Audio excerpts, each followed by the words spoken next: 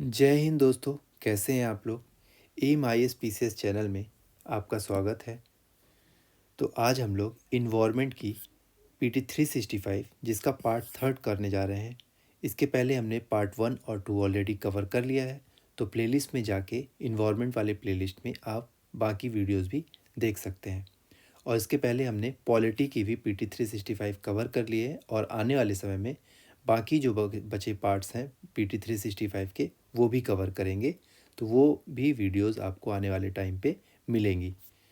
तो इस पार्ट में बेसिकली हम पॉल्यूशन से रिलेटेड जो भी टॉपिक्स हैं, जो भी न्यूज़ में रहे, वो सारे आइटम्स हम कवर करने जा रहे हैं।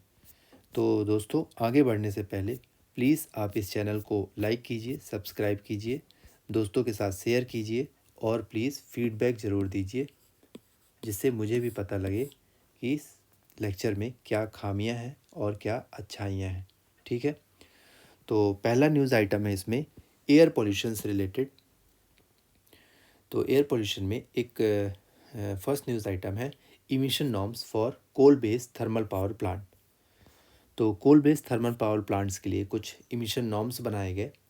तो इस न्यूज़ में क्यों आया, क्योंकि एक रिपोर्ट से ये पता लगा कि लगभग 8% ही ऐसे थर्मल पावर प्लांट्स हैं जो कि FGD और CFBC ये दो यूनिट्स, मतलब अपने यूनिट्स में इन दो फंक्शंस को इंस्टॉल करके रखे हैं। ओके। तो ये लगभग 77 coal based electricity generation units हैं जिन्होंने flue gas desulphurisation and circulating fluid bed combustion, right, ये दो चीज़ों को अपने यूनिट्स में इंस्टॉल कर रखा है। राइट। तो ये इमिशन नॉर्म्स के अंदर आता है। तो लगभग 8% ही ऐसे हैं जिन्होंने अपने इसमें इंस्टॉल कर रखा है। तो हम कुछ इमिशन नॉर्म्स देखते हैं। तो ये इमिशन नॉर्म्स एक तरह के स्टैंडर्ड्स हैं जिससे SO2 जो कि SO2 NOx और मर्करी इमिशंस को हम जिससे कंट्रोल कर सकें, जिनसे उनको रिड्यूस कर सकें उनके इमिशंस को। राइट।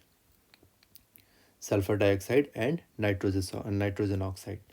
तो इसको सबसे पहले 2015 में 2015 में MOE FCC ministry of environment forest climate change के द्वारा लॉन्च किया गया था, इंट्रोड्यूस किया गया था अंडर इन्वायरमेंट प्रोटेक्शन एक्ट 1986। तो इन नॉर्म्स को लगभग 3 कैटेगरीज में डिवाइड कर रखा है, category A, B and C। तो इन कैटेगरी में लगभग फर्स्ट कैटेगरी में जैसे दिल्ली NCR के 10 किलोमीटर के रेडियस वाला एरिया जहाँ पे 10 लाख या फिर उससे ज़्यादा पॉपुलेशन रहती है, और ऐसे ही क्रिटिकली पॉल्यूटेड एरिया जो कि 10 किलोमीटर के रेडियस का, और कुछ अदर एरियाज़, इन 3 पार्ट्स में डिवाइड कर रखा है। और इसमें कुछ अलग अलग डेडलाइंस दे रखा है कि इन डेडलाइंस के अंदर आपको इन नॉर्म्स की पूर्ति करनी है। राइट। तो ये हमने देखा। और ऐसे यूनिट्स जो 2027 तक 2027 के पहले पहले वो रिटायर हो जाएंगे, तो उन यूनिट्स को इन नॉर्म्स को फॉलो करना मतलब अभी मैंडेटरी नहीं है। Right. Norms for mainly SOx, sulphur oxide. Okay. तो इसके अंदर बेनिफिशिएटेड कोल को भी यूज़ करने का प्रोविज़न है। तो ये होता क्या है, ये फ्लाई एश जनरेशन को मिनिमाइज़ करने के लिए बेनिफिशिएटेड कोल होता है। राइट। तो इस कोल का प्रोसेस में जो भी कोल का कंबशन है उसको इन्हेंस किया जा सकता है, उसकी इफ़िशियंसी इन्हेंस की जाती है बाय सेपरेटिंग इनऑर्गेनिक इम्प्योरिटीज़। तो इनऑर्गेनिक इम्प्योरिटीज़ जो coal based thermal power plants में निकलती है, तो उसे हम सेपरेट कर देते हैं रॉ कोल से, और कोल के कंबशन इफ़िशियंसी को बढ़ा दिया जाता है। राइट। और जो TPPs होते हैं इसमें लगभग इनको 100% of the utilization of total ash generation, जो भी एस जनरेशन करते हैं उसका पूरा का पूरा यूटिलाइजेशन करना होता है। ओके। तो कुछ टेक्नोलॉजीज़ हैं जो ड्यूरिंग एंड आफ्टर कंबशन और प्री कंबशन यूज़ की जाती हैं। तो ये हम टेक्नोलॉजीज़ के बारे में देखते हैं। तो pre combustion, in between combustion and post combustion. तो प्री कंबशन में सबसे पहले तो हम कोल वॉशिंग और ब्लेंडिंग की करते हैं। देन इसके बाद इन इन ड्यूरिंग द कंबशन तीन तरह की टेक्नोलॉजी यूज़ करते हैं, लो NOx बर्नर और लाइमस्टोन इंजेक्शन और CFBC बॉयलर। तो इसमें ये मेनली 3 तरह की टेक्नोलॉजी को यूज़ करते हैं। और CFBC बॉयलर के उसमें जो भी लो ग्रेडेड मतलब इन्वायरमेंट फ्रेंडली एक टेक्नोलॉजी होती है जो कि लो ग्रेड को यूटिलाइज़ करती है पूरी तरह से और हाई मॉइस्चर लिग्नाइट को यूज़ कर लेती है, राइट।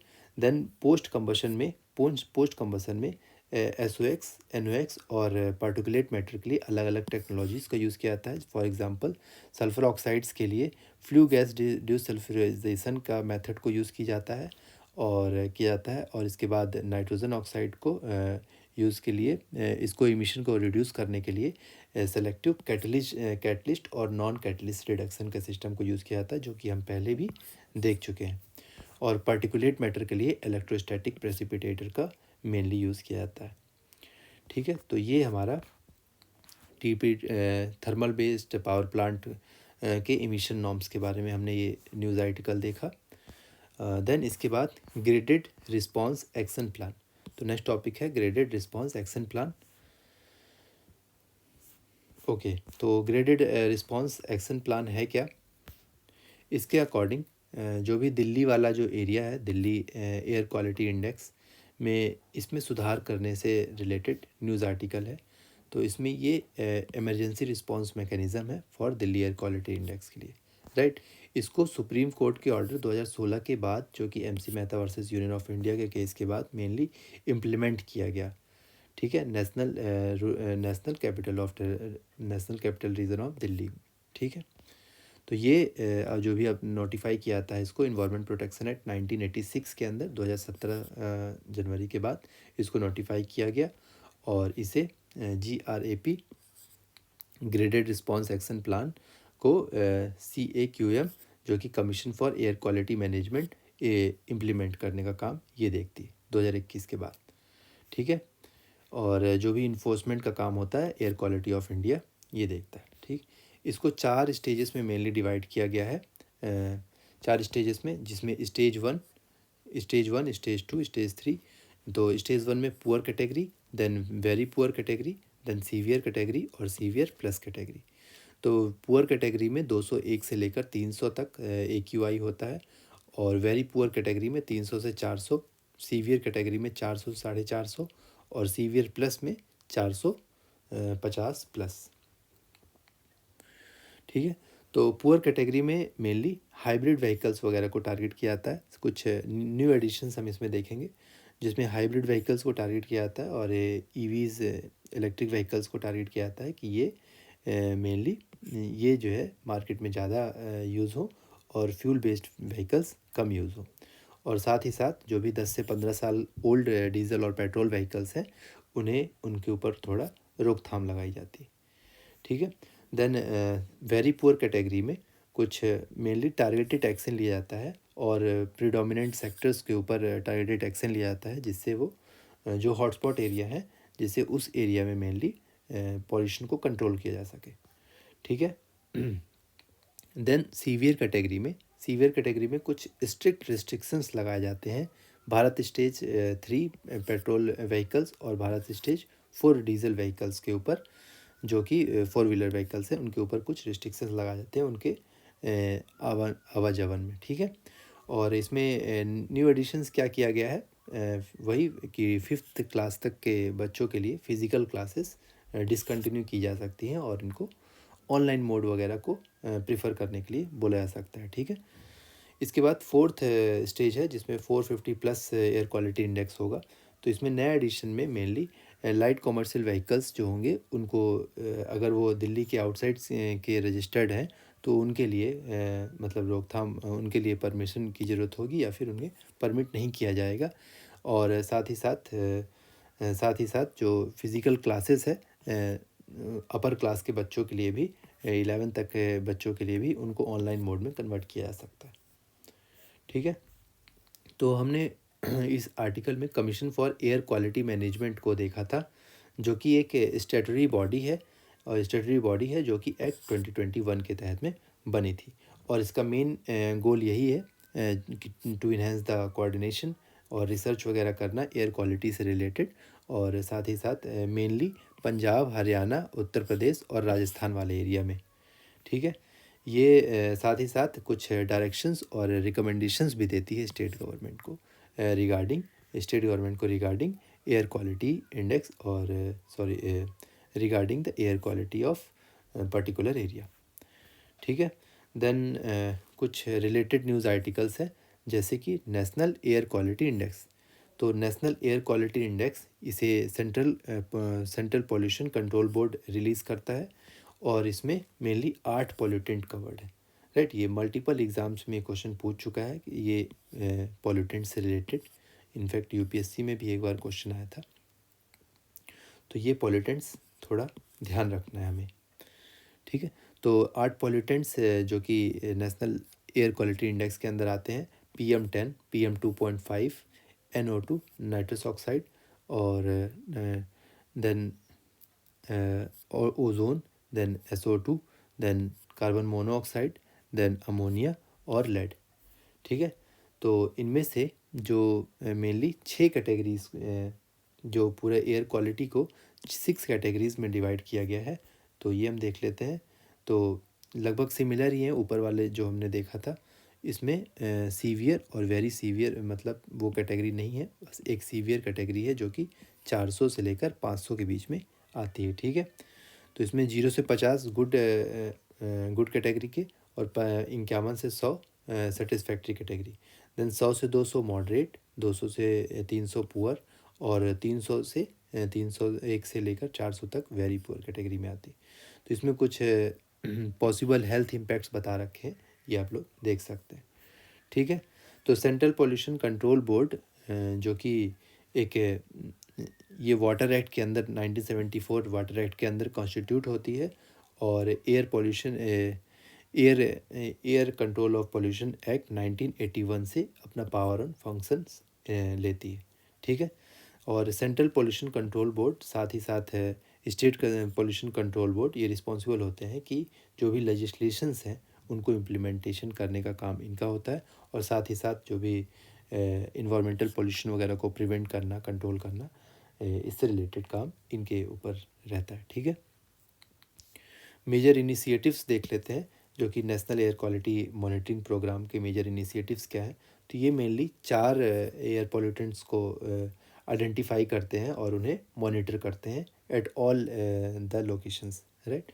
तो पहला तो सल्फर डाइऑक्साइड है, then nitrogen oxide, then particulate matters जो कि रिस्पायरेबल सस्पेंडेड पार्टिकुलेट मैटर होते हैं, जैसे PM10, और फाइन पार्टिकुलेट मैटर जो कि PM2.5। तो 4 चीज़ें हैं: SO2, NO2, देन PM10 और PM2.5। ठीक है।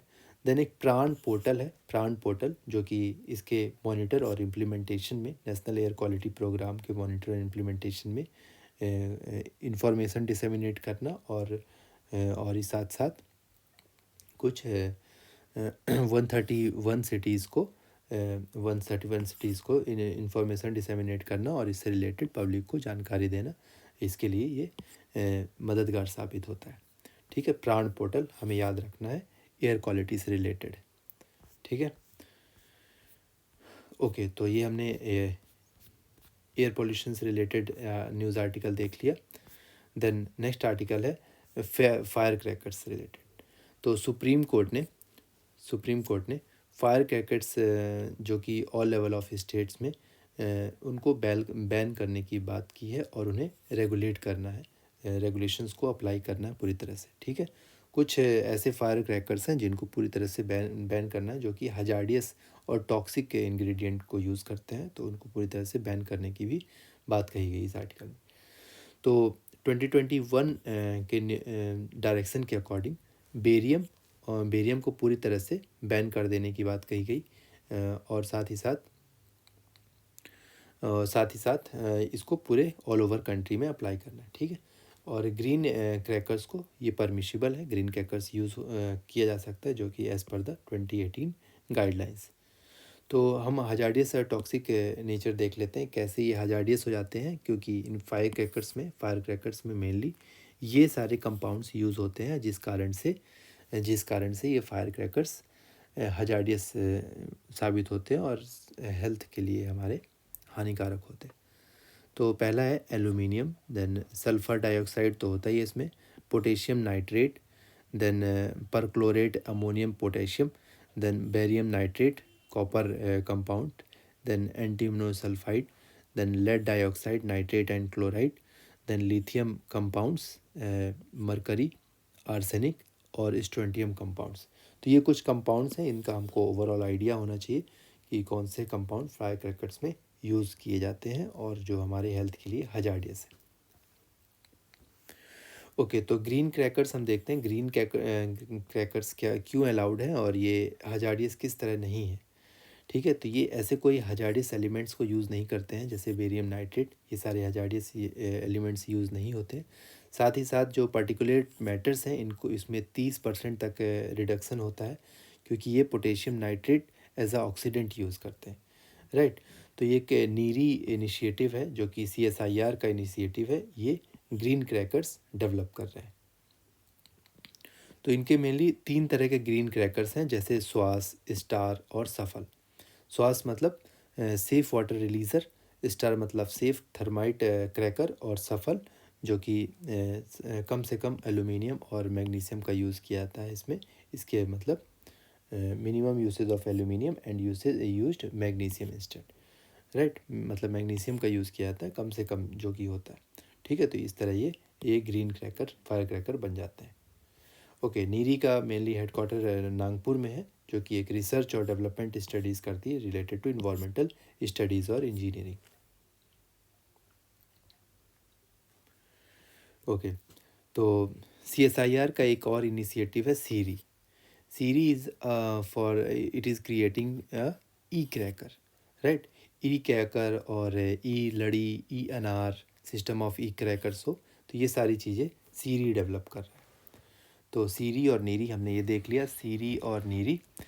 ओके, तो सीरी और नीरी हमें याद रखना है कि CSIR का इनिशिएटिव है जो कि ग्रीन क्रैकर्स की तरफ ग्रीन क्रैकर्स को बनाता है। ठीक है, तो ये हमने 2-3 टॉपिक कवर कर लिए। अब आप ये फ्रूट को एंजॉय कर सकते हैं। ओके, नेक्स्ट टॉपिक है क्रॉप रेसिड्यू से रिलेटेड, जो कि स्टेबल बर्निंग होती है, उसको मैनेजमेंट गाइडलाइंस उसके लिए उससे रिलेटेड कुछ बनी है। तो ministry of agriculture and farmers welfare ने कुछ मैनेजमेंट गाइडलाइंस इशू की है इसी से रिलेटेड ये न्यूज़ आइटम। तो इस गाइडलाइंस के अकॉर्डिंग कुछ XE2 मैनेजमेंट की बात की गई है कि हम कैसे पैडी स्टॉक को XE2 मैनेजमेंट के माध्यम से उसे हम यूटिलाइज़ कर सकते हैं और उसे ग्रीन एनर्जी में कन्वर्ट कर सकते हैं। तो इसमें एक पायलट प्रोजेक्ट बनाया गया जिसको हम टेक्नो कॉमर्शियल पायलट प्रोजेक्ट बोलते हैं। इसमें जो पैडी स्ट्रॉ सप्लाई है, सप्लाई चेन बनाया जाएगा, पैडी स्ट्रॉ सप्लाई चेन, जिसमें मेनली दो लोगों के बीच में एक बेनिफिशियरी एग्रीगेटर जो कि फार्मर, रूरल एंटरप्रेन्योर या फिर FPO ये लोग होंगे, और दूसरा इंडस्ट्री। तो 2 लेवल पे होंगे, और तीसरे मेनली गवर्नमेंट पार्टिसिपेशन होगा।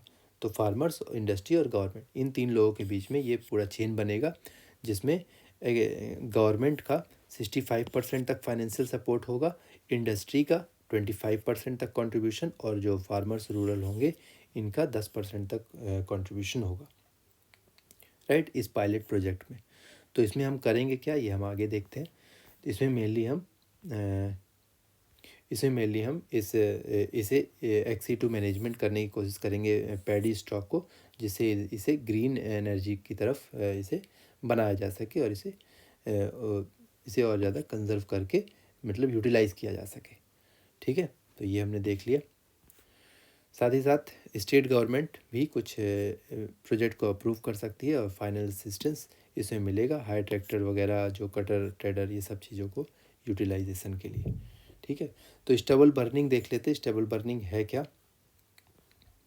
तो स्टेबल बर्निंग मतलब जो भी राइस और वीट, पैडी, ये सब को काटने के बाद, ग्रेन्स को काटने के बाद जो भी स्टबल बचता है बाद में, उसे जो फार्मर्स हैं उन्हें आसान लगता है, इसलिए वो उसे फायर कर देते हैं, और वो उसी ज़मीन पे वो जल जाता है, और नेक्स्ट खेती के लिए वो फील्ड पूरी तैयार हो जाती है। तो इसका इम्पैक्ट क्या होता है कि इसे जलाने के कारण कुछ हार्मफुल गैसेस जो इन्वायरमेंट के लिए अच्छी नहीं है, जैसे CH4, then carbon monoxide, nitrogen oxide, then nitrous oxide, जो भी पार्टिकुलेट्स मैटर्स वगैरह, ये सारे जो है इमिट होते हैं अपने इन्वायरमेंट में, और साथ ही साथ कुछ प्लांट न्यूट्रिएंट्स भी लॉस होता है, जिसके कारण इन्वायरमेंटल और सॉइल हेल्थ ख़राब होती है, डिस्टर्ब होती है। ठीक है, तो इसका रीज़न क्या है, क्यों स्टबल बर्निंग फार्मर्स क्यों करते हैं? तो मेनली बिकॉज ये लेस लेबर इंटेंसिव मेथड होता है, इसको एक बार जला दिए और खाली हो गए। ठीक है, और साथ ही साथ जो हार्वेस्टिंग सीज़न के बीच में जो गैप होता है वो सिर्फ 10 से 15 दिन का ही गैप होता है, क्योंकि जब वो हार्वेस्टिंग करते हैं और उसके बाद उनको सोइंग करना होता है, वीट लगाना होता है, तो उसके बीच में उनके पास 10 दिन का ही टाइम होता है। तो उसी बीच में उनको अपना हार्वेस्टिंग भी करना है और उसके बाद उन्हें वीट भी लगाना है। तो दैट्स वाई उनके पास समय कम होता है, तो इसलिए उन्हें ये जलाना आसान पड़ता है। और सबसे मेन रीज़न ये भी है कि ट्रेडिशनल मेथड है, पहले से ही किसान ये करते आ रहे हैं काफ़ी लंबे समय से। तो अभी ये चीज़ को इतना ज़्यादा ध्यान इसलिए दिया रहा है क्योंकि दिल्ली में पॉल्यूशन, और अब पॉल्यूशन का लेवल बहुत ज़्यादा बढ़ता जा रहा है। दैट्स वाई स्टबल बर्निंग एक मेन मुद्दा बन गया, राइट। और ये एक कंट्रीब्यूशन भी इसका बहुत ज़्यादा होता है। तो इसके कंट्रीब्यूशन को हम देख लेते हैं कि कैसे ये स्टबल बर्निंग अपने इन्वायरमेंटल पॉल्यूशन में कंट्रीब्यूट करता है। तो अगर हम 1 टन ऑफ स्ट्रॉ को बर्न करते हैं तो उसमें 3 केजी लगभग पार्टिकुलेट मैटर निकलता है, 60 केजी कार्बन मोनोऑक्साइड और 1460 KG of the carbon dioxide, 199 KG of S और 2 केजी ऑफ सल्फर डाइऑक्साइड। ये इतना कंटेंट जो कि पॉल्यूशन, एज अ पॉल्यूशन निकलता है और हमारे इन्वायरमेंट को हार्म करता है, राइट। ओके, साथ में फार्मर्स का एक ये भी रीज़न है कि पेस्ट और डिसीज़ मैनेजमेंट भी वो कर पाते हैं स्टबल बर्निंग से, कि सारे कीड़े मकोड़े उस खेत से भाग जाते हैं, तो उन्हें न्यू फील्ड तैयार मिल जाती है। तो XC2 मैनेजमेंट जो हम पढ़ रहे थे वो हम करेंगे कैसे? तो XC2 मैनेजमेंट में बेसिकली हम जो भी क्रॉप रेसिड्यू होंगे उसे हम दूसरे स्थान पे ले जाके उसे मैनेज करेंगे और कुछ फ्यूल सब्स्टिट्यूशन उसका बना सकेंगे। देन बायोगैस या फिर बायो CNG उस पैडी स्ट्रॉ से बना सकेंगे, और साथ ही साथ हम अल्कोहल प्रोडक्शन कर सकते हैं पैडी स्ट्रॉ से।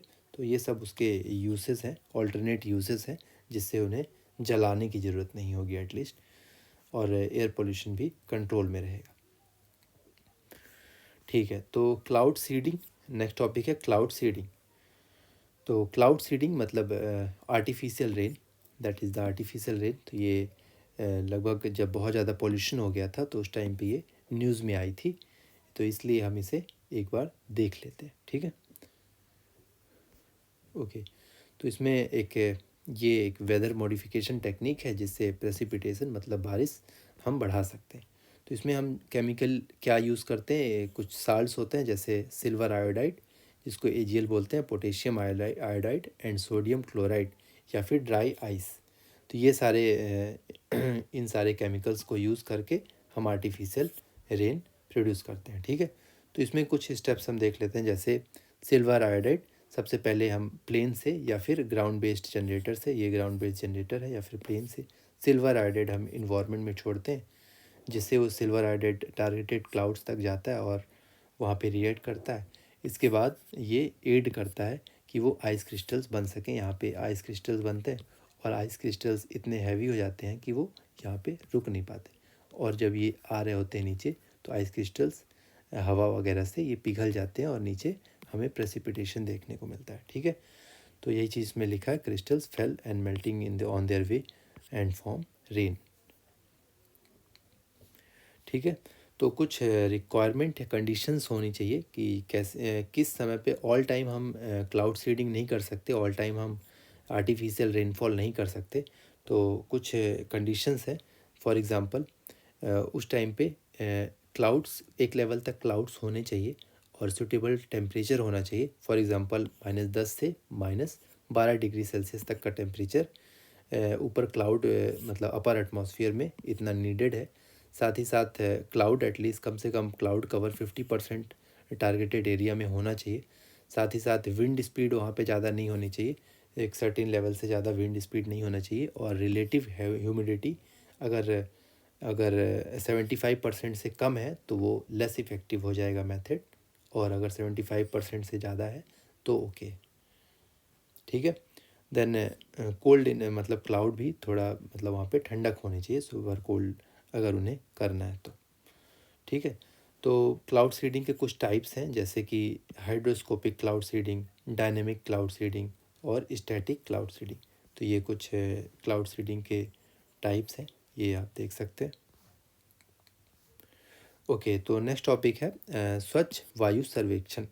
स्वच्छ वायु सर्वेक्षण जो कि 2023 का क्लीन एयर सर्वे अवार्ड लॉन्च किया गया, तो इसलिए न्यूज़ में आ गया।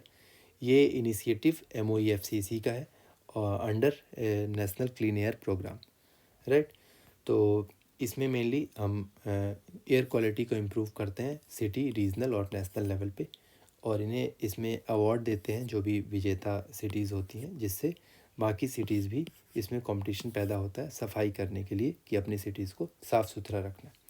इसका मेन ऑब्जेक्टिव क्या है स्वच्छ वायु सर्वेक्षण का, कि ये अवेयरनेस फैला सके और सभी सेक्शंस में सोसाइटी लेवल पे, और सिटीजन्स तक ये अवेयरनेस हो कि हेल्थ इम्पैक्ट पोल्यूशन के कारण क्या हो सकता है। साथ ही साथ एयर क्वालिटी कंडीशंस को अलग अलग लोकेशन से कंपेयर किया जा सके और ये इसका इम्प्रूवमेंट देखा जा सके। साथ ही साथ NCAP के गोल्स को अचीव किया जा सके, जो कि क्लीन एयर फॉर ऑल का गोल रखता है, ठीक है। इसमें हम ऑल जो भी 131 सिटीज़ हैं NCAP की, उसमें हम सेल्फ असेसमेंट का प्रोग्राम रखते हैं, जो कि कुछ फ्रेमवर्क प्रोवाइड कराया गया है थ्रू द प्राण ऑनलाइन पोर्टल, जो कि हम पहले भी देखें। इसमें 131 सिटीज़ को 3 ग्रुप्स में डिवाइड किया गया है on the basis of population. ये 3 ग्रुप्स हम आगे देखेंगे। इन 3 ग्रुप्स में डिवाइड किया गया है, जो कि अगर और इन 3 ग्रुप्स में जो भी टॉप 3 सिटीज़ होंगी उन्हें हम रिवार्ड करेंगे विथ कैश प्राइस, ट्रॉफी और सर्टिफिकेट्स, ठीक है। तो इसमें एयर क्वालिटी मॉनिटरिंग कमेटी होती है एक, ये एक जो कि प्रिंसिपल सेक्रेटरी इन्वायरमेंट के द्वारा चेयर की जाती है। ये एग्ज़ामिन करते हैं एंड इवेलुएट करते हैं, जो कि CBCB रैंकिंग बनाता है, उसको एग्ज़ामिन करते हैं और उसके बाद ये पूरी लिस्ट जारी होती है, ठीक है। तो इस स्वच्छता सर्वेक्षण 2023 में इंदौर, जो कि पिछले 6 बार से लगातार फर्स्ट रैंक में आ रहा है, in the category of million plus population वाली कैटेगरी में फर्स्ट कैटेगरी में आया है, मतलब फर्स्ट कैटेगरी में फर्स्ट रैंक आई है इसकी। देन अमरावती, जो कि 3 से 10 लाख पॉपुलेशन वाली कैटेगरी में अमरावती की फर्स्ट रैंक है। और पूर्वानु, जो कि हिमाचल प्रदेश का एक ज़िला है, इसकी जो है 3 लाख से कम वाले पॉपुलेशन वाले एरिया में फर्स्ट रैंक आई, ठीक है। तो ये हमें 3 ये नाम याद रखने हैं, इंद्रावती, इंदौर, पूर्वानु, ठीक है। ओके, तो ये इसमें क्राइटेरिया दे रखा है कुछ कि स्वच्छ वायु सर्वेक्षण का क्या क्राइटेरिया है, कैसे जो है वो अपने आप को एनालाइज कर सकते हैं कि किस लेवल तक उनका इम्प्रूवमेंट हुआ। तो सबसे पहले तो 20-20% का ये डिवीज़न कर रखा है कि biomass municipal solid waste burning कैसे कर रहे हैं, इसको कैसे मैनेज कर रहे हैं बायोमास को। देन रोड डस्ट को कैसे मैनेज कर रहे हैं, कैसे इसको रिड्यूस करने में कितना परसेंट योगदान कर रहे हैं, तो इसको 20%, इसको 20%। और ऐसे ही dust and construction related waste को आप कैसे मैनेज करते हैं, इसका 5%। व्हीकुलर इमिशन कितना परसेंट है, इसके लिए आपने क्या काम किया, इसके लिए 20%। Then emission from industries, then PM10 को इम्प्रूवमेंट के लिए कितना, इसके कंसंट्रेशन को कम करने के लिए कितना आपने काम किया, इसके लिए 2.5%। देन ऐसी एक्टिविटीज़ और पब्लिक अवेयरनेस के लिए आपने क्या काम किया, इसके लिए 2.5%। और अदर इमिशंस रिलेटेड थिंग जिसके लिए 10% का प्रावधान है, ठीक है। तो ऐसे करके ये पूरे क्राइटेरिया के ऊपर इनकी रैंकिंग डिसाइड होती है, ठीक है। ओके, तो नेक्स्ट टॉपिक है वाटर पोल्यूशन एंड कंजर्वेशन। तो वाटर पोल्यूशन, इसमें ग्राउंड वाटर, इंडिया का ग्राउंड वाटर के से रिलेटेड एक रिपोर्ट है, जो कि ground water resource assessment report, जिसमें हम ग्राउंड वाटर से रिलेटेड जो भी प्रावधान है वो हम देखेंगे, ठीक है। तो water government bodies central ministries में, सेंट्रल लेवल पे जल शक्ति ministry, rural development, agriculture and farmer welfare जल शक्ति मिनिस्ट्री, ये सेंट्रल मिनिस्ट्री है। देन स्टेट लेवल पे जो भी ग्राउंड लेवल डिपार्टमेंट होते हैं, ग्राउंड वाटर डिपार्टमेंट्स होते हैं। देन कुछ अथॉरिटीज़ भी, डेडिकेटेड अथॉरिटीज़ भी हैं वाटर से related, for example central ground water board और सेंट्रल वाटर अथॉरिटी। तो ये आप लोग देख सकते हैं। तो मेनली ये 1980 के बाद से जो है ये असेसमेंट को करना शुरू किया गया, जो भी सेंट्रल वाटर बोर्ड के द्वारा, और 2022 के बाद एनुअली जो है इस रिपोर्ट को जारी किया जाता है। ठीक है, तो इसमें की इंडिकेटर्स हम देख लेते हैं, जैसे कि total annual ground water recharge और over exploited unit, then criteria मतलब क्रिटिकल यूनिट और सेमी क्रिटिकल यूनिट और सेफ यूनिट। तो ये क्राइटेरिया इंडिकेटर्स हैं, जिसमें अगर हम total annual ground water recharge में देखें तो कुछ जगह पे जैसे वेस्ट बंगाल, असम, तेलंगाना, छत्तीसगढ़, ये कुछ स्टेट्स हैं जिसमें हमें बढ़ोतरी देखने को मिली है इनके ग्राउंड वाटर रिचार्ज में। लेकिन और ये कुछ डाटा दे रखा है, ये हमें इतना डाटा नहीं देखना है। देन ओवर एक्सप्लॉयटेड यूनिट है, जहाँ पे बहुत ज़्यादा एक्सप्लॉयटेशन, लगभग 11% of the total assessment unit को जो है बहुत उसमें डिक्रीज़ देखा गया है। ठीक है, ओके। तो इसमें ओवर एक्सप्लॉयटेड यूनिट जैसे पंजाब, हरियाणा, दिल्ली, ये वाले एरिया हमेशा वाटर के उसमें ओवर एक्सप्लॉयटेड सिटीज़ या फिर स्टेट्स में ही काउंट होते हैं। ठीक है, ओके। ऐसे ही क्रिटिकल यूनिट्स हैं जिसमें कुछ क्राइटेरिया दे रखा है, सेमी क्रिटिकल यूनिट और सेफ यूनिट। ठीक है, जिसमें 70% से कम का एक्सट्रैक्शन हो, वो सेफ यूनिट जाते हैं। तो ग्राउंड वाटर सिनारियो इंडिया में क्या है, ग्राउंड वाटर सिनारियो देखते हैं। तो वर्ल्ड में जो लार्जेस्ट ग्राउंड वाटर यूज़ करने वाली जो कंट्री है वो अपनी इंडिया है। इंडिया जो कि वर्ल्ड की largest ground water user country है। इंडिया ने यूएस और चाइना को भी पीछे छोड़ दिया। ठीक है, मतलब इसके कंबाइंड जो यूसेज है ग्राउंड वाटर का, इसे भी इंडिया ने सरपास कर दिया। ठीक है, देन वाटर लेवल जो कि वाटर लेवल जो कि 60% ऑफ द वेल में इसमें डिक्लाइनिंग ट्रेंड देखने को मिला है। ठीक है, एक ऐसी रिस्क रिपोर्ट है जो कि इंटरकनेक्टेड डिज़ास्टर रिस्क रिपोर्ट 2023 की है, यूनाइटेड नेशन यूनिवर्सिटी इसको जारी करती है। इस रिपोर्ट के अंदर हमें पता लगता है कि इंडो गैंगेटिक बेसिन वाला जो एरिया है, इसका भी ग्राउंड वाटर डिप्लीट हो रहा है और ये टिपिंग पॉइंट को टच कर चुका है और इसके बिलो द वेल डेप्थ है, मतलब कि वेल डेप्थ जो भी एक लेवल है उसके भी नीचे जा चुका है। ठीक है, और अब 2025 तक बहुत ज़्यादा क्रिटिकली लो ग्राउंड वाटर अवेलेबिलिटी हो पाएगी। तो इसके इम्पैक्ट्स क्या हैं, इसके इम्पैक्ट्स डिक्लाइन जो कि ग्राउंड वाटर के डिक्लाइन के कारण क्या प्रॉब्लम हो सकती। तो सबसे पहले तो ये बेसिक इम्पैक्ट्स दे रखे हैं कि कैसे वो सरफेस वाटर सप्लाई रिड्यूस हो जाएगी। देन एक्वाफायर्स जो है एक्वाफायर्स श्रिंकिंग होने लग जाएंगे। देन फूड सिक्योरिटी पे भी प्रॉब्लम हो सकती है। देन वाटर क्वालिटी जो कि ग्राउंड से आ रहा है तो वो भी उसमें फिर आर्सेनिक और ये सब लेड वगैरह की प्रॉब्लम देखने को मिल सकती है, जैसे वेस्ट बंगाल में कुछ समय पहले हमने देखा था। ऐसे ही कॉस्ट ऑफ वाटर भी इंक्रीज़ हो सकता है।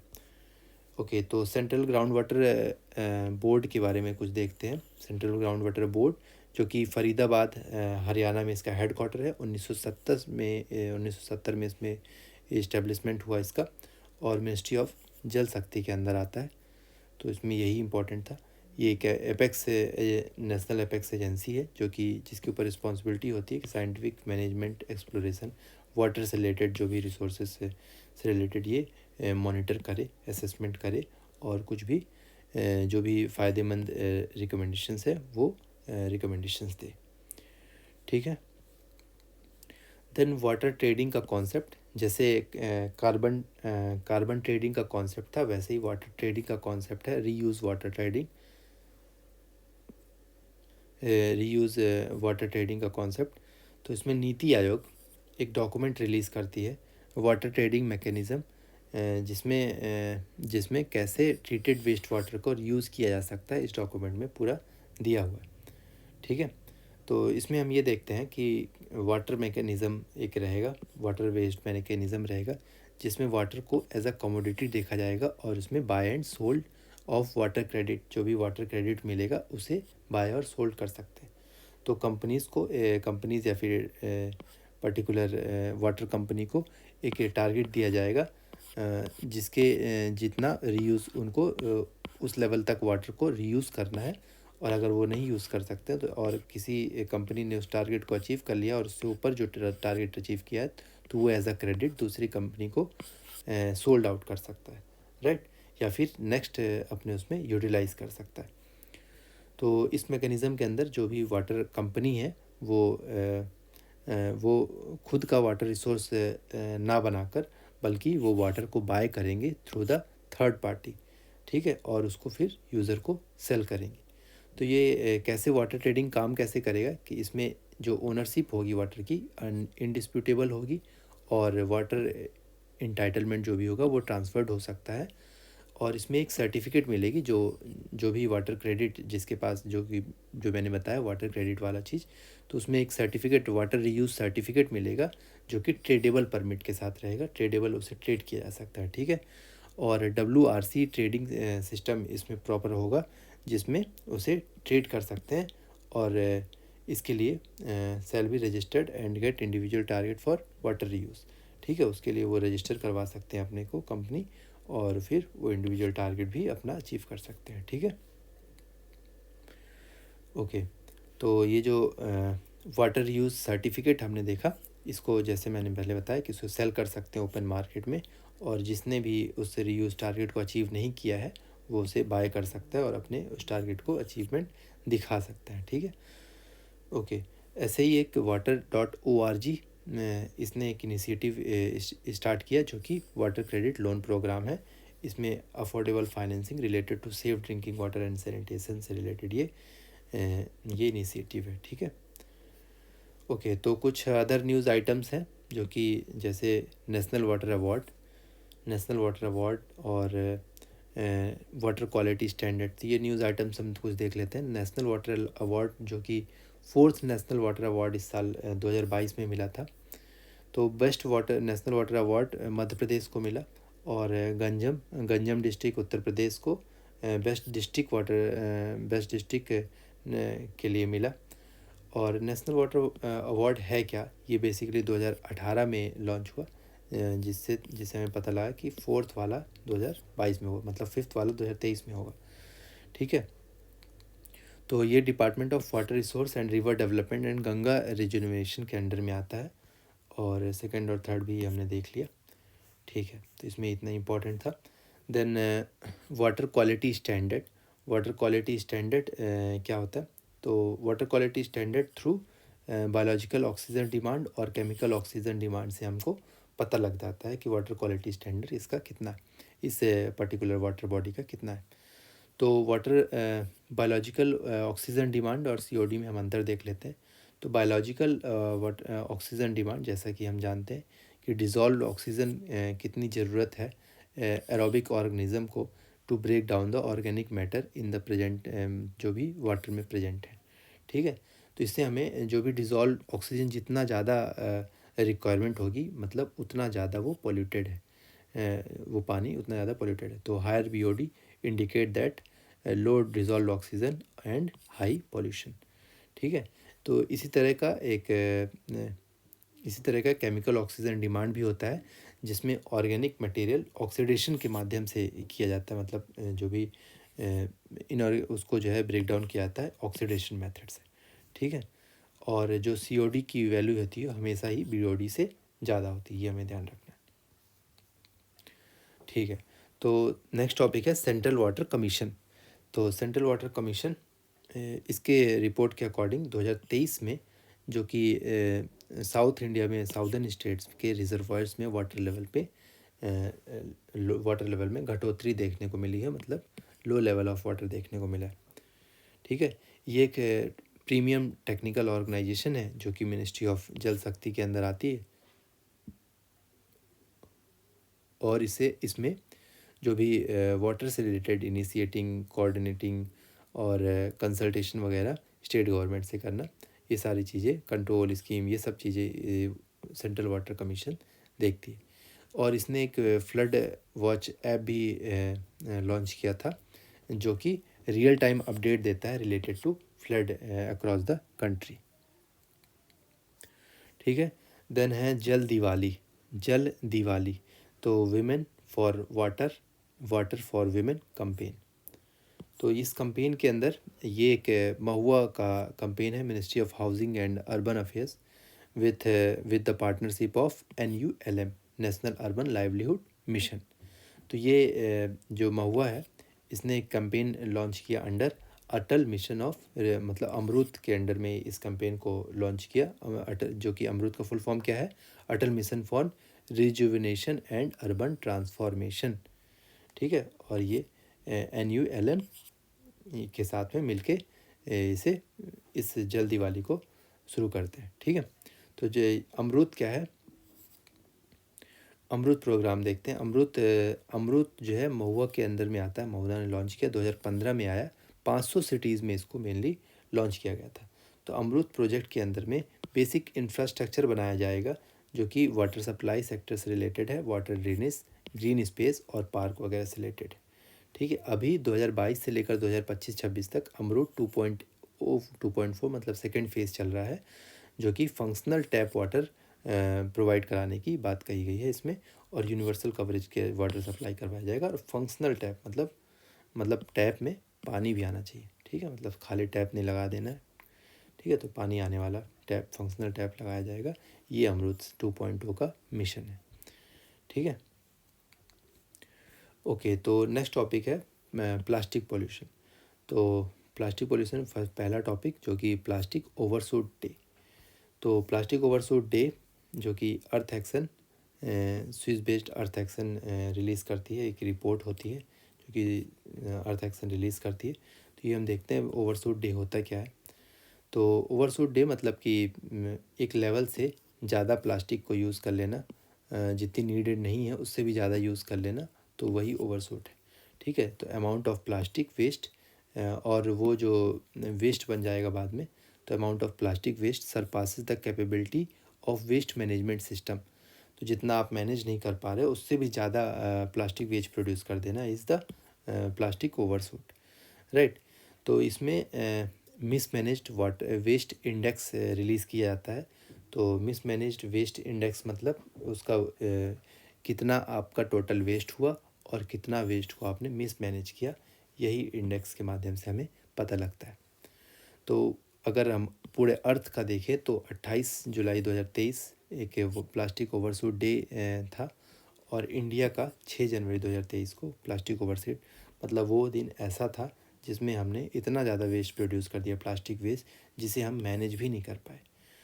तो एक डाटा बैंक है जिसमें हमें पता लगता है कि लगभग 3.4 मिलियन टन्स हम प्लास्टिक हर साल प्रोड्यूस करते हैं as per the central pollution control board, जिसमें से 12.5% के लगभग प्लास्टिक रिसाइकल होती है, और बाकी की प्लास्टिक जो कि 88% लगभग होती है वो प्लास्टिक रिसाइकिल नहीं होती, राइट।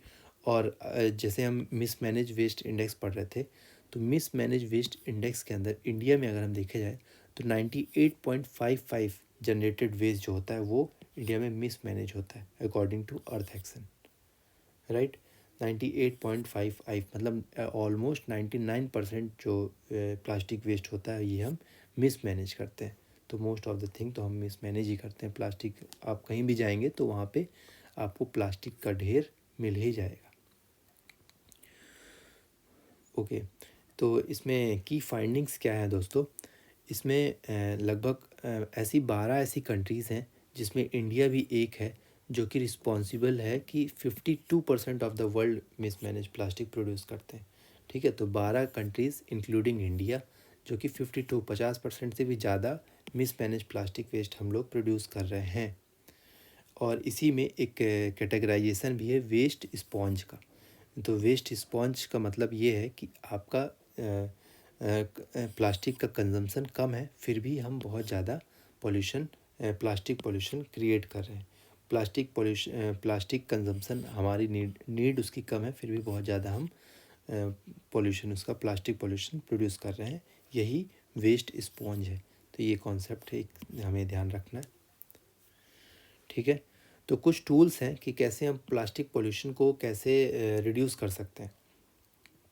तो जैसे प्लास्टिक क्रेडिट, प्लास्टिक ऑफसेटिंग, तो जैसे हम कार्बन क्रेडिट देखे थे, वाटर क्रेडिट देखे थे, ऐसे ही प्लास्टिक क्रेडिट है, प्लास्टिक ऑफसेटिंग है और प्लास्टिक न्यूट्रलिटी है।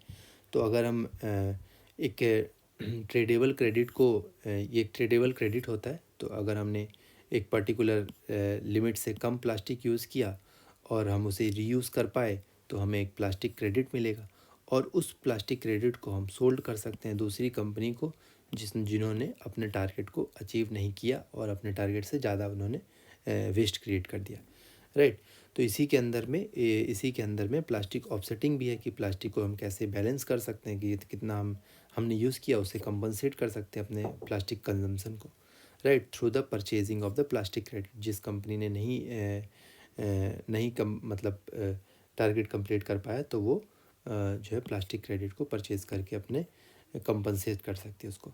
तो इस तरह ये प्लास्टिक न्यूट्रलिटी का फॉर्म ले लेती है, जिसमें कंपनी इतना प्लास्टिक क्रेडिट ले लें कि उनका वो बैलेंस हो जाए प्लास्टिक फुटप्रिंट, राइट।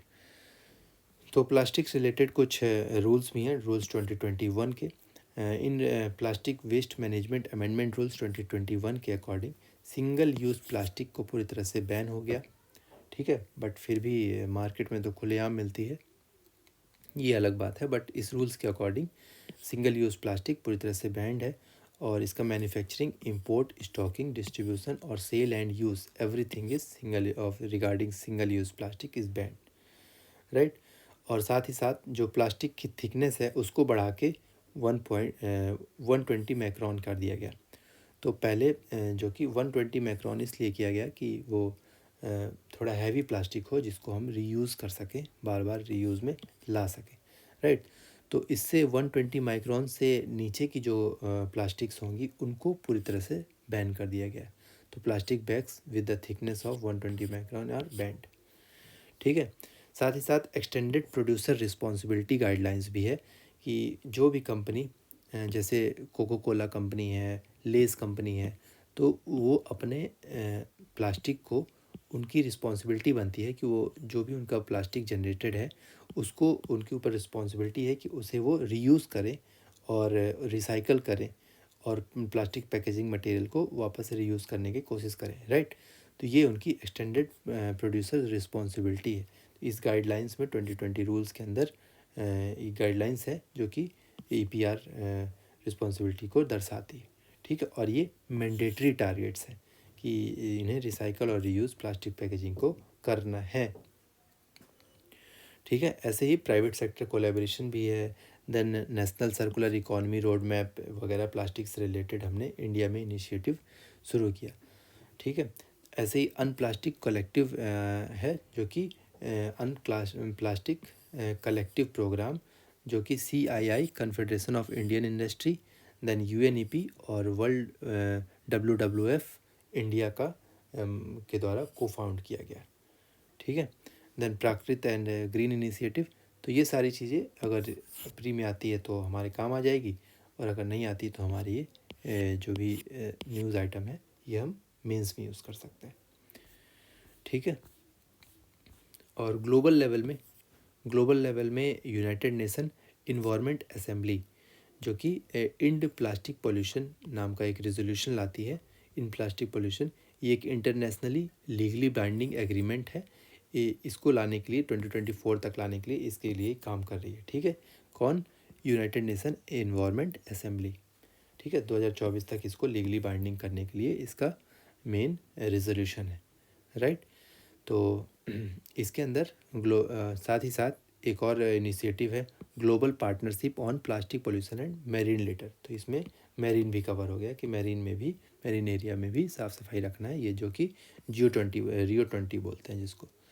फिर एक है ग्लो लीटर इसमें नॉर्वे, IMO और FAO, नॉर्वे और इंटरनेशनल IMO और FAO food and agriculture organization, इनको sea based marine plastic litter को रिड्यूस करना है, ठीक है। International metrological organization, food and agriculture organization और नॉर्वे, ये 3 इंटर गवर्नमेंटल लेवल में एक दूसरे की मदद करेंगे कि वो कैसे रिड्यूस कर सकते हैं प्लास्टिक लिटर को मैरीन से, ठीक है। देन एक लंदन कन्वेंशन भी प्लास्टिक से रिलेटेड ही है।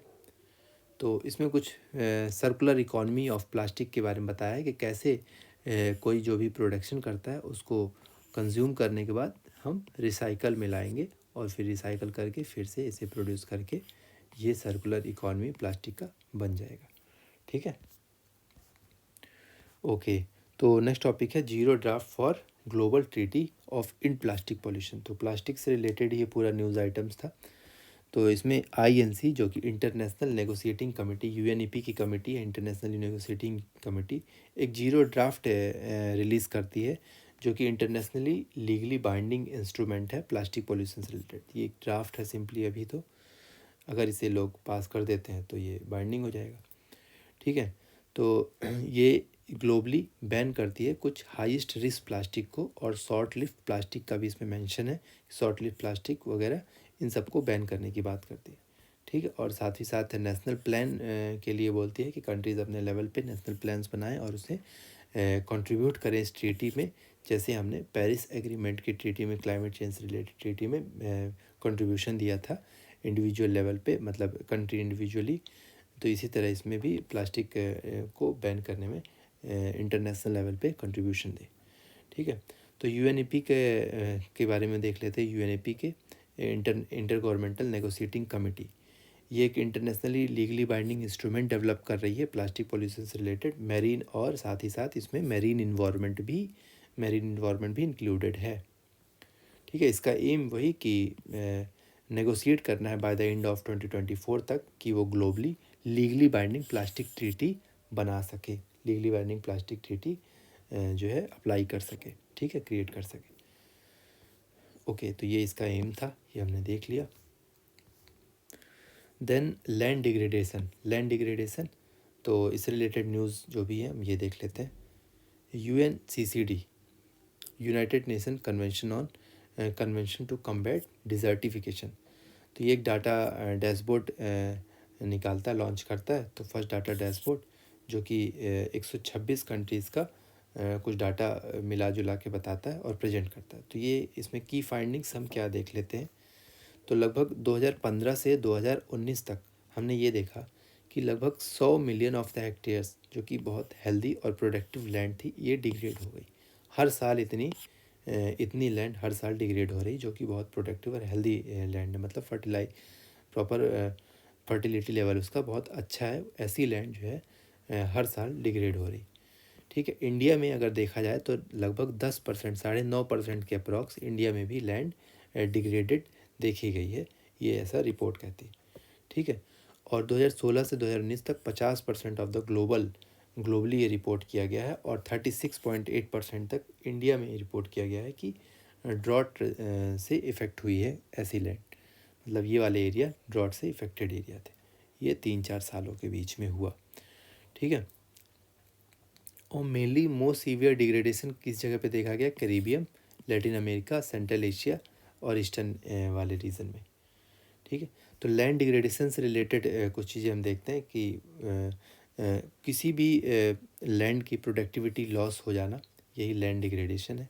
वो मरुस्थल में कन्वर्ट हो जाना, और प्रेजेंट एंड फ्यूचर, मतलब जो भी सॉइल है उसको वो उसका लेवल डिग्रेड हो जाना, यही लैंड डिग्रेडेशन। तो इसको लगभग 109 कंट्रीज़ ने voluntary land degradation neutrality target 2030 तक का सेट किया है, जिसमें हमें क्वालिटी ऑफ लैंड रिसोर्स को इम्प्रूव करना है, और साथ ही साथ इन्हेंस सोशल फूड सिक्योरिटी को इन्हेंस करना है, और अपने लैंड को इकोसिस्टम फ्रेंडली बनाना है।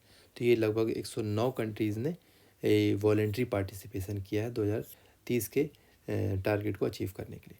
ठीक है, तो ये हमें ध्यान रखना है, वॉलंटरी है, लीगली बाइंडिंग नहीं है। ठीक है, एक UNCCD देख लेते हैं, United Nation convention to combat desertification. ये ओनली लीगली बाइंडिंग फ्रेमवर्क है, UNCCD की लीगली बाइंडिंग फ्रेमवर्क है डिजर्टिफिकेशन और ड्रॉट को कैसे एड्रेस करना है। तो ये 1994 में इस्टेब्लिश हुआ था। 197 पार्टीज़ हैं, 197 पार्टीज़ हैं, कंट्रीज़ नहीं। कंट्रीज़ सिर्फ 196 कंट्रीज़ हैं, और एक यूरोपियन यूनियन। तो 196 कंट्री प्लस यूरोपियन यूनियन की जो 27 कंट्रीज़ हैं, वो सारी मिला के जो भी कंट्रीज़ होंगी, ये सारी इसके UNCCD के मेंबर्स हैं। इंडिया पे MOEFCC नोडल मिनिस्ट्री है, जो कि इसे इम्प्लीमेंट करती है। ठीक है, और जो स्ट्रेटजिक फ्रेमवर्क है इसका 2018 से 2030 का स्ट्रेटजिक फ्रेमवर्क है, जिसमें मिटिगेट, अडॉप्ट और लैंड डिग्रेडेशन को मैनेज करना है, फाइनेंशियल और नॉन फाइनेंशियल रिसोर्सेज को मोबिलाइज करना है और लैंड डिग्रेडेशन को और ज़्यादा इम्प्रूव करना है। ठीक है, तो इसी से इंडिया के कुछ इनिशिएटिव हैं जो कि लैंड डिग्रेडेशन से रिलेटेड है। एक है, इंडिया ने वॉलेंटरली बॉन चैलेंज को ज्वाइन किया। इसके अंदर लगभग 26 मिलियन हेक्टेयर डिग्रेडेड लैंड को जो कि डिफॉरेस्टेड लैंड है, इसको हमें रिस्टोर करना है, राइट, 2030 तक। तो ये हमें याद रखना, ये इंपॉर्टेंट है। बॉन चैलेंज किससे रिलेटेड है? तो लैंड डिग्रेडेशन से रिलेटेड है। ठीक है, बॉन चैलेंज इंडिया ने इसे वॉलेंट्री ज्वाइन कर लिया है। ठीक है, then desertification of land degraded atlas, मतलब इसमें कुछ ये एटलस है जिसमें डिग्रेडेड लैंड के बारे में स्टेट वाइज डाटा वगैरह बताता है। और ऐसे ही ये कुछ और भी प्रोग्राम्स है, ग्रीन इंडिया और नेशनल एफॉरेस्टेशन प्रोग्राम, ये प्रोग्राम्स है, इसमें ये सबसे ज़्यादा इंपॉर्टेंट, ये हमें ध्यान रखना है। ठीक है, इसके बाद sand and dust storm, next topic है सैंड एंड डस्ट स्टॉर्म। तो ये एक रिपोर्ट है सैंड एंड डस्ट स्टॉर्म, जो कि FOA food and agriculture organization ने जारी की। ठीक है, ये इसका इतना लंबा सा नाम है, ये आप देख सकते हैं। तो इसके अकॉर्डिंग लगभग 75% ऑफ द जो ग्लोबल डस्ट होती है, ये नेचुरल सोर्सेज के अकॉर्डिंग नेचुरल सोर्सेज से होती है, और 25% जो कि एंथ्रोपोजेनिक सोर्सेज से होती है। ठीक है, इसमें ज़्यादा इंपॉर्टेंट कुछ है नहीं। तो इसमें इसकी इम्प्लीकेशंस देख लेते हैं। इम्प्लीकेशंस में जो ग्लेशियर्स हैं, अगर डस्ट ग्लेशियर्स के ऊपर जम जाती है तो इसमें वार्मिंग इफेक्ट बढ़ जाता है और मेल्टिंग ऑफ आइस शुरू हो जाती है। इसके कारण ग्लोबल वार्मिंग पे इम्पैक्ट पड़ सकता है। ठीक है, एक टर्म है सैंड ब्लास्टिंग। सैंड ब्लास्टिंग मतलब सैंड पत्तों के ऊपर और इरोजन वगैरह का प्रभाव डाल सकती है। ठीक है, तो ये डैमेज कर सकती है प्लांट्स को by impact and burial and exposure of plant roots वगैरह। ठीक है, ओके, तो ये हमने देख लिया सैंड एंड डस्ट स्टॉर्म। तो सैंड एंड डस्ट स्टॉर्म्स को कर्व करने के लिए कुछ ग्लोबल लेवल पे और इंडिया लेवल पे कुछ इनिशिएटिव्स हैं, ये हम देख लेते हैं। तो UNCCD, United Nation convention to combat desertification, 1994 का 1996 में इसको इन्फोर्स किया गया। तो ये एक सबसे बड़ा इनिशिएटिव है। Then United Nation coalition to combat SDS, यही जो हमने देखा, COP14 में इसको अडॉप्ट किया गया था। Then sand and dust storm project, जो कि वर्ल्ड मेट्रोलॉजिकल ऑर्गेनाइजेशन का एक प्रोजेक्ट ही है। तो ये ग्लोबल लेवल पे हमने देख लिया।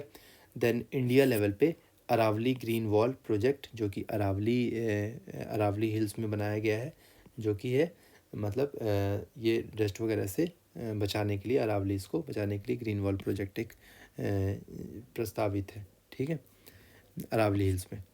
और ऐसे ही national mission of for the green India, ये भी एक नेशनल एक्शन प्लान है जो कि क्लाइमेट चेंज से रिलेटेड है, मतलब इसके अंडर में आता है। और ये भी SDS को कर्व करने के लिए इंडिया के द्वारा एक इनिशिएटिव है। ठीक है, कुछ अदर इम्पॉर्टेंट न्यूज़ आइटम्स ये देख लेते हैं, ये भी पॉल्यूशन से ही रिलेटेड न्यूज़ आइटम्स है। तो ग्राउंड लेवल ओजोन होता क्या है? ऐसा ओजोन जो कि ट्रोपोस्फियर में फॉर्म हो जाता है, इसे हम बेड ओजोन के नाम से भी जानते हैं। ठीक है, तो सेंट्रल पॉल्यूशन कंट्रोल बोर्ड ने ये बताया कि O3 अब दिल्ली के लेड पोल्यूटेंट में भी मतलब इमर्ज होने लग गया। ठीक, तो इसमें O3 होता क्या है, O3 बनता कैसे? तो O3 एक तरह का जो ग्राउंड लेवल O3 है, मतलब ओजोन है, ये एक तरह का सेकेंडरी पोल्यूटेंट है। ये दो प्राइमरी पोल्यूटेंट से मिल के बनता है। एक है नाइट्रोजन ऑक्साइड और वोलेटाइल ऑर्गेनिक ऑक्साइड, जो कि सनलाइट और स्टेगनेंट एयर के प्रेजेंस में रिएक्ट करते हैं और O3 का फॉर्म होता है। ठीक है, O3 के सोर्सेज क्या क्या है? जैसे कार हो गया, पावर सेक्टर हो गया, plants, industrial boiler, refineries, chemical plants, और भी हैं जैसे सॉल्वेंट्स और लॉन इक्विपमेंट्स, क्लीनर, पेंट, ये सब से जो है ये मतलब O3 ground level ozone release हो सकती है। इसके इफ़ेक्ट्स वही ब्रीदिंग में प्रॉब्लम, शॉर्टनेस में प्रॉब्लम, कफिंग वगैरह, और इकोसिस्टम और वेजिटेशन डैमेज तो है ही। देन है एक चैम्पियंस ऑफ अर्थ अवार्ड, ये कुछ साल पहले प्राइम मिनिस्टर जी को भी मिला था, अपने देश के प्राइम मिनिस्टर को भी चैम्पियंस ऑफ अर्थ अवार्ड मिला था। ये यूएनईपी अनाउंस करता है champions of earth award, UNEP का है। ये इंडिविजुअल, ग्रुप, ऑर्गेनाइजेशन लेवल पे सभी को मिलता है जो कि इन्वायरमेंट के लिए कुछ अच्छा काम करते हैं। एनुअली इसे अवार्ड किया जाता है, 2005 से इसको मतलब देना शुरू किया गया था, और ये हाईएस्ट इन्वायरमेंटल ऑनर है यूनाइटेड नेशन का।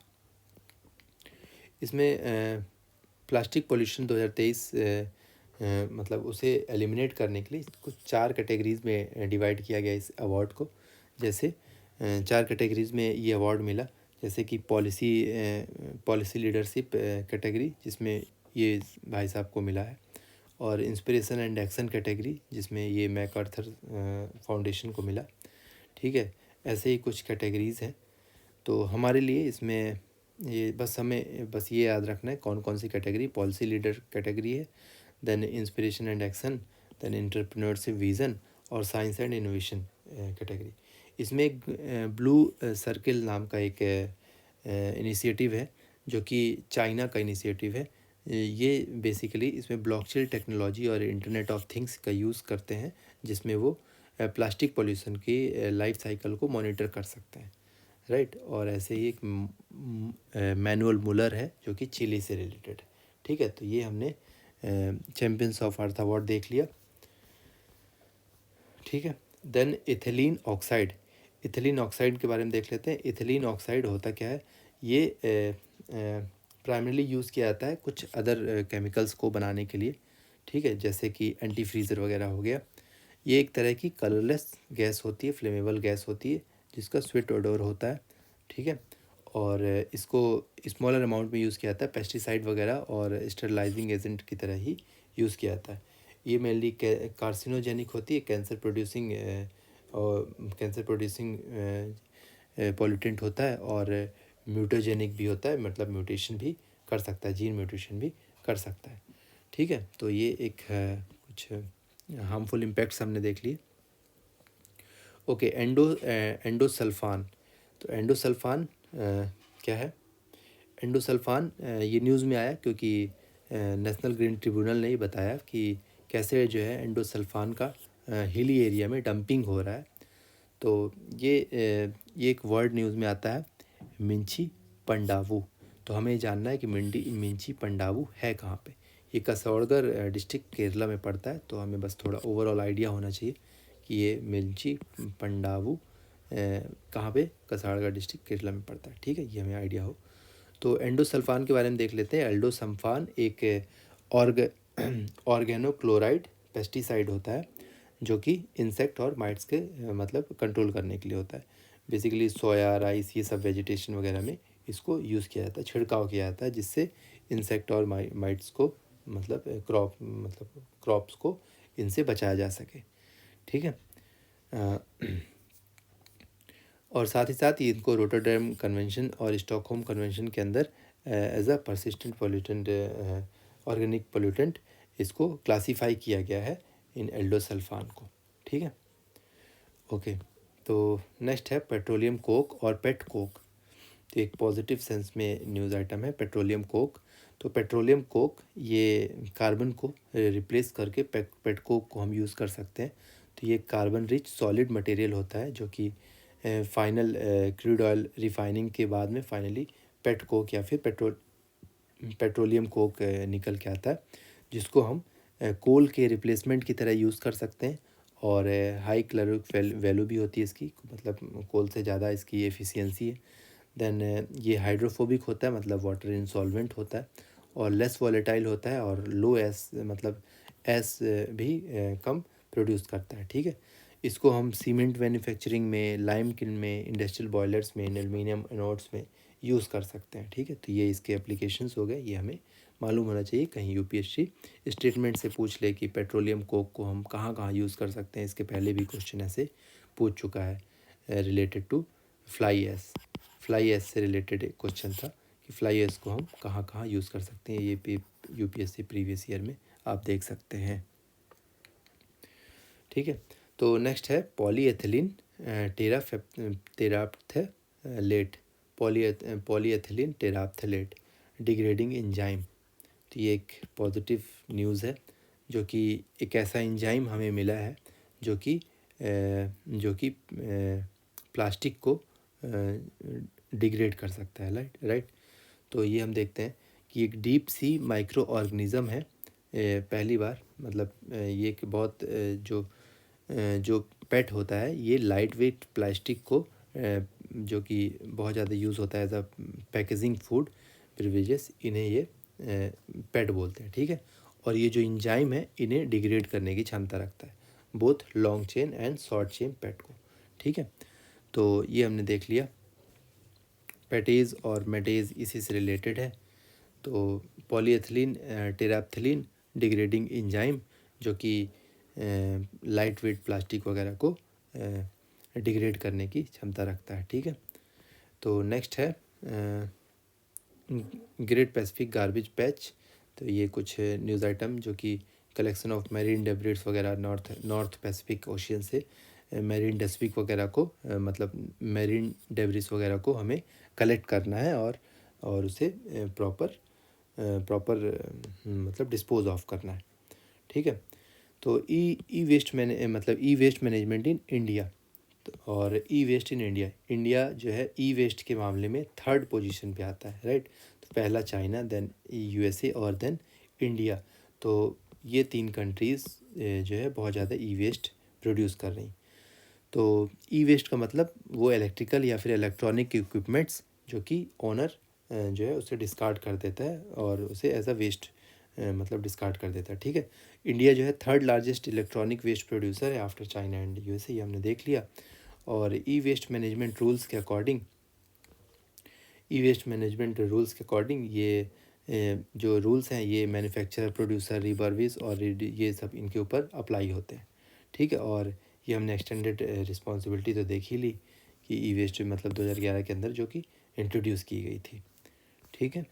देन इनविजिबल ई वेस्ट भी होते हैं जिनको हम ध्यान नहीं देते हैं, जैसे एलईडी एक्सेसरीज़ हो गई, यूएसबी केबल्स हो गए, पावर टूल्स हो गए, स्मोक डिटेक्टर वगैरह, ये सारी चीज़ें इनविजिबल ई वेस्ट होते हैं जिनको मोस्टली ध्यान नहीं दिया जाता इतना। और ये एक वी फॉरम भी है जो कि इनविजिबल ई वेस्ट से रिलेटेड है, वेस्ट इलेक्ट्रॉनिक इक्विपमेंट फॉरम है जो कि इसी से बात करता है, ठीक है। ओके, देन एक one stop centre for zero waste, ये एक गवर्नमेंट ने लॉन्च किया वन स्टॉप सेंटर, जिसमें जो भी वेस्ट आइटम है उसे रीयूज़, रिसाइकल और रिड्यूस किया जाएगा। 3R इनिशिएटिव के माध्यम से सिटीज़न को करना क्या है कि इस वन स्टॉप सेंटर में अपने जो भी वेस्ट हैं, waste plastic items, clothes, shoes, footwears और बुक्स वगैरह, इन सभी चीज़ों को यहाँ पे सबमिट कर देना, और ये जो गवर्नमेंट के इनिशिएटिव के थ्रू ये इसे रीयूज़ 3R करेंगे, रीयूज़, रिसाइकल और रीयूज़ करेंगे, और इसे जो है मार्केट में वापस से सर्कुलर इकॉनमी के कॉन्सेप्ट में लेके आएंगे, जिससे जो है इसका रिसाइकलिंग प्रोसेस इजी हो जाएगा, ठीक है। और ये RRR जो है नेशन वेड कंपेन है, जो कि मेरी लाइफ मेरा स्वच्छ शहर, इस कंपेन के अंडर में काम कर रहा है, ठीक है। और ये स्वच्छ भारत मिशन 2.2 के अंदर में ये भी वन स्टॉप सॉल्यूशन भी हमने देखा जो कि इसके अंडर काम करता है, ठीक है। तो ये हमें 3R ध्यान रखना है, ये हम आंसर राइटिंग में भी यूज़ कर सकते हैं। ओके, तो नेक्स्ट है international day for zero waste, जो कि यूएनजी का प्रोग्राम है, यूनाइटेड नेशन जनरल असेंबली ने जो है 30 मार्च को ये ऐसा international day for zero waste मनाया, ठीक है। और जॉइंटली यूएनईपी और यूएन हैबिटेट भी इसमें शामिल थे, ठीक। तो ये हमें ध्यान रखना है कि कौन कौन था, यूएनजीए, यूएनईपी और यूनाइटेड नेशन हैबिटेट, ठीक। ओके, तो नेक्स्ट टॉपिक है मिनामाटा कन्वेंशन ऑन मरकरी। तो ये सबसे पहली मीटिंग की हुई थी COP5 में, जिनेवा में हुई थी, और इसमें कुछ न्यूज़ आइटम्स ये हम देख लेते हैं। तो इसके अंदर हमें कुछ बैटरीज, स्विचेस और फ्लोरेसेंट लैम्प वगैरह को फेस आउट करना है ओवर द टाइम। और साथ ही साथ जो कॉस्मेटिक्स हैं, कॉस्मेटिक्स से मरकरी को बिल्कुल जीरो कर देना है। और डेंटल अमेलगम को भी धीरे धीरे करके फेस डाउन कर देना है। ठीक है, डेंटल अमेलगम क्या है? Dental amalgam is a thing जो कि फिलिंग, डेंटल फिलिंग के समय पे यूज़ किया जाता है कैविटीज़ वगैरह में। उसमें भी कुछ मरकरी से रिलेटेड चीज़ें होती हैं, तो उसे भी हमें फेस डाउन करना है। तो मीनामाटा कन्वेंशन के लिए हम देखते हैं कि मीनामाटा कन्वेंशन और मरकरी है क्या, बेसिक्स। तो इसे 2013 में अडॉप्ट किया गया था जेनेवा, ये हमने COP5 में देखा, और फोर्स में 2017 में। ठीक है, ये एक पहली ऐसी लीगली बाइंडिंग ट्रीटी है जो कि ह्यूमन हेल्थ एंड इन्वायरमेंट से रिलेटेड है, जो कि मरकरी से जो है एडवर्स इम्पैक्ट को लोगों के बीच में रखती है, और मरकरी से रिलेटेड जो भी इम्पैक्ट्स हैं उसको बताती है। मीनामाटा है क्या? मीनामाटा एक जापान में सिटी है, जो कि जिस सिटी में मीनामाटा डिसीज़ बहुत ज़्यादा एपिसेंटर हो गया, बन गया था उसका, due to the mercury poisoning के कारण 1950s। ठीक है, तो इसी से जो है प्रेरित होकर मीनामाटा कन्वेंशन बना, जो कि मरकरी से रिलेटेड हम आगे देख रहे हैं। इसमें लगभग 144 पार्टीज़ हैं, जिसमें 128 सिग्नेटरीज़ हैं। ठीक है, इंडिया ने भी इसे रेटिफाई कर दिया 2018 में, और 18 में with flexibility. Mercury based product use करेंगे, लेकिन धीरे धीरे करके फेस डाउन करते जाएंगे। ठीक है, अप टू 2020। ठीक है, मीनामाता कुछ मतलब पार्टी नेशंस जो उनके हैं, तो पार्टी नेशंस को कुछ रिक्वायरमेंट्स हैं जो पूरी करनी होगी। जैसे फिजिबल मतलब धीरे धीरे करके हमें मरकरी का यूज़ को जो है रिड्यूस करना है, right. Then mercury air pollution को, एयर इमिशन को रिड्यूस करना है। और from the coal based power plant, ये सब जगह से जो भी मरकरी अगर इमिट हो रहा है, तो उसे हमें फेस आउट करना है और इसे रिड्यूस करना है, राइट। देन मरकरी यूज़ को भी हमें रिड्यूस करना है from the battery, switches, lights, cosmetics, pesticides, इन सब जगह से, डेंटल एमेलगम, इन सब जगह से हमें मरकरी यूज़ को फेस आउट करना है over the time. Mercury safer storage और डिस्पोजल के लिए भी इसमें ये बात करता है। पार्टी नेशन के लिए कुछ गाइडलाइंस हैं जो उन्हें फॉलो करनी है। मरकरी के बारे में देख लेते हैं। मरकरी एक नेचुरली ऑकरिंग एलिमेंट है, जो कि एयर, वाटर, सॉइल वगैरह में पाया जाता है। मेनली इसका जो सोर्स है गोल्ड माइंस और coal based thermal power plant, जिससे हम मरकरी रिलीज़ होते हुए देखते हैं। और ये इसका जो इम्पैक्ट है नर्वस सिस्टम में, थायराइड, किडनी, लंग्स और ये सारी जो डिसीजेस प्रोड्यूस कर सकती हैं, इन सब ऑर्गन्स से रिलेटेड, राइट। और WHO ने इसे टॉप 10 केमिकल्स में रखा है कि पब्लिक हेल्थ कंसर्न है। और ये एक प्रीवियस ईयर UPSC में भी क्वेश्चन पूछ चुका है कि मरकरी का क्या ऐसा कोई सेफ़ लेवल ऑफ एक्सपोजर है? तो नहीं, there is no safe level of exposure, ये आपको ध्यान रखना है एज इट इज़।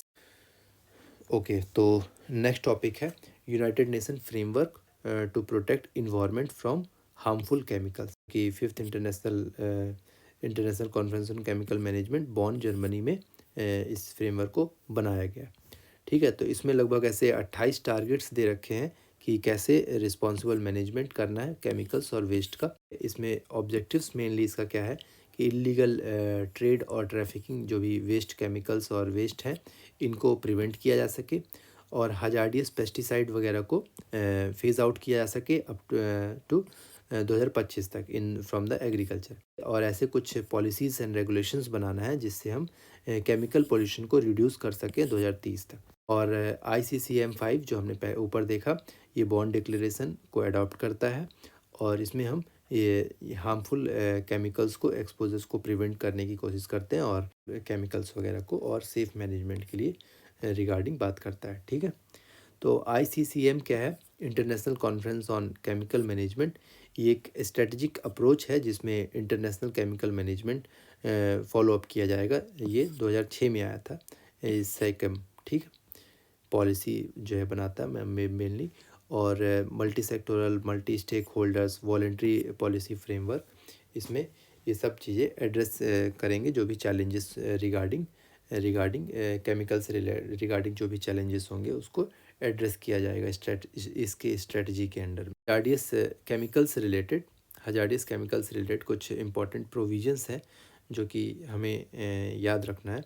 जैसे कि बेसल कन्वेंशन 1989 में आया, रोटरडैम कन्वेंशन, देन स्टॉकहोम और वैगानी। तो बेसल कन्वेंशन में transboundary management of hazardous waste से रिलेटेड बातें कही गई है। देन रोटरडैम कन्वेंशन में प्रायर कंसेंट की ज़रूरत होगी अगर कोई हजार्डियस केमिकल को और या फिर पेस्टिसाइड्स को इंटरनेशनल ट्रेड कर रहे हैं हम तो। और देन स्टॉकहोम कन्वेंशन में परसिस्टेंट ऑर्गेनिक पॉल्यूटेंट के बारे से रिलेटेड चीज़ें हैं। और वैगानी कन्वेंशन 1995 का जो है, इसमें हजार्डियस और रेडियो एक्टिव वेस्ट को पूरी तरह से मतलब बैन करने के लिए बात किया गया है। और in the forum island are the South Pacific region countries. ठीक है, इसमें ट्रांसबाउंड्री मूवमेंट वगैरह जो मैनेजमेंट वगैरह हजार्डियस वेस्ट, इसको बैन करने के लिए बोला गया है। कौन सी? हजार्डियस और रेडियो एक्टिव वेस्ट को। वैगानी कन्वेंशन, ये हमें ध्यान रखना है। ठीक है, ये चारों। ओके,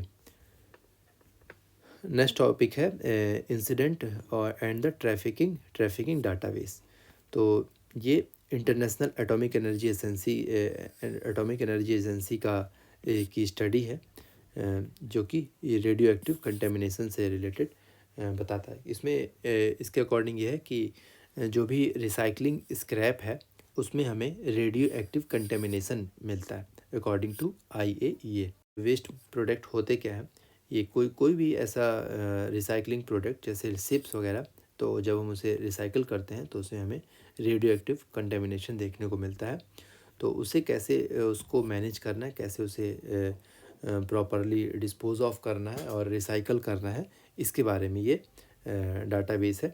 IAEA का सेक्रेटेरिएट जो है 1995 में इस्टेब्लिश हुआ था और ये इलिसिट ट्रैफिकिंग वगैरह को रोकने का काम करता है और मतलब ऐसे इंसिडेंट को से रिलेटेड स्टेट को जो भी मेंबर कंट्रीज़ हैं या फिर कंट्रीज़ हैं उनको असिस्ट करता है। साथ ही साथ ये न्यूक्लियर सिक्योरिटी प्लान भी IAEA का न्यूक्लियर सिक्योरिटी प्लान भी बनाता है कि वो ये एम कर सके कि स्टेट्स को असिस्ट करे कि कैसे वो इस्टेब्लिश करना है, उन्हें मेंटेन करना है और न्यूक्लियर सिक्योरिटी रिजीम को कैसे उन्हें फॉलो अप करना है। ठीक है, और ग्लोबल एफर्ट लगाता है कि इफ़ेक्टिव न्यूक्लियर सिक्योरिटी को अचीव किया जा सके और इंटरनेशनल कोऑपरेशन किया जा सके और मतलब अवेयरनेस फैलाया जा सके रिगार्डिंग न्यूक्लियर सिक्योरिटी। तो ये पॉल्यूशन से रिलेटेड टॉपिक्स था फ्रेंड्स। तो ये हमारा आज कंप्लीट हो गया। तो इसी तरह लेक्चर 3rd और 4th भी आएगा जिसमें हम इन्वायरमेंट के बाकी टॉपिक्स ख़त्म करेंगे। 4th 5th जितने भी लेक्चर नीडेड होंगे। तो फ्रेंड्स, आपको क्या करना है, AIM IAS PCS चैनल को सब्सक्राइब कीजिए, लाइक कीजिए और फीडबैक दीजिए। ठीक है, जिससे मुझे पता लगे कि लेक्चर में क्या इम्प्रूवमेंट लाना है। और ऐसे ही पढ़ाई करते रहिए। जैसे ये विज़न IAS का ट्री फ्रूटफुल हो गया है, ऐसे ही हमें भी अपनी स्टडीज़ को फ्रूटफुल बनाना है और सिलेक्शन लेना है ना।